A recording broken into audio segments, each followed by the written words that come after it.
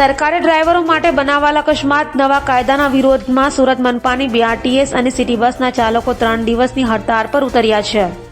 સરકારે હાલમાં કોમર્શિયલ વાહનોના ચાલકો દ્વારા અકસ્માત સર્જાય તો 10 વર્ષની સજા અને દંડની જોગવાઈ કરી છે, જેને લઈ બીઆરટીએસ અને સિટી બસના ચાલકોએ વિરોધ નોંધાવ્યો હતો. આજથી 3 દિવસ માટે ડ્રાઈવરો સરકારના બનાવાયેલા કાયદાના વિરોધમાં હડતાળ પર ઉતર્યા છે. તો આ સાથે ડ્રાઈવરો દ્વારા કલેક્ટરને રજૂઆત પણ કરાઈ હતી અને આ કાયદો રદ કરવા માંગ કરાઈ હતી.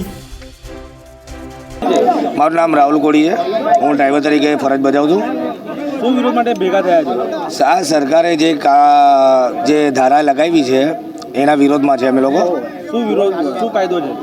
આ કાયદો એવું છે કે એક્સિડન્ટ થઈ જાય કે કંઈ અસ્તમાક થાય તો એને ડ્રાઈવરને 10 વર્ષની સજા અને 7 લાખ જુર્માના આપવાનું છે. એના વિરોધમાં અમે લોકો આંદોલન કર્યું છે. કેટલા ડ્રાઈવરો અત્યારે આંદોલન માટે 1000ના આસપાસ અમે લોકો ડ્રાઈવર ભેગા થયા છે. આ જે કાલા કાનૂન જે લગાવ્યું છે, જે ધારાએ લગાવી છે એને હટાવવાની માંગ છે અમારી બસ ડ્રાઈવરની.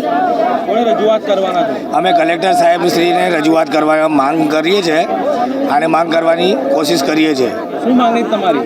અમારી માંગણી એ છે કે સરકાર જે કાનૂન કાયદો જે લાગુ કર્યો છે 10 વર્ષની સજા અને 7 લાખની જુર્માનાની જે બી એ લોકોએ કામગીરી કરી છે એ માંગણી કરીએ છીએ. તમારી માંગના પૂરી થાય આગળ શું કરશો? એ માંગણી પૂરી થાય તો અમે લોકો ડ્રાઇવિંગ છોડી દઈશું, ડ્રાઇવિંગ નહીં કરીશું અમે લોકો. સાથે સવારથી જ ઓપરેટરો અધિકારીના ઓપરેટર સંકલનમાં જ છે.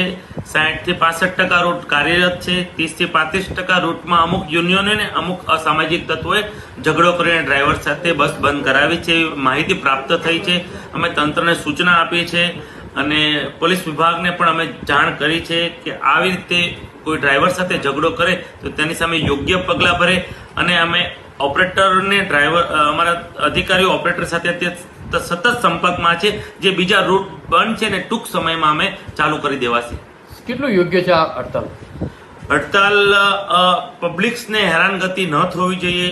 હડતાલ જે રીતે કરી રહ્યા છે ખૂબ જ અયોગ્ય છે.